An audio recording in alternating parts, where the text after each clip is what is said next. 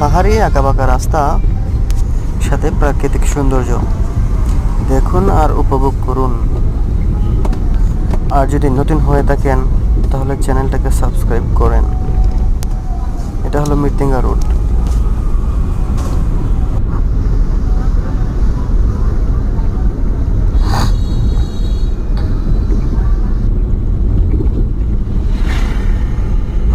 মৌলভীবাজার উপজেলা, মৃত্যুঞ্জয় রোড।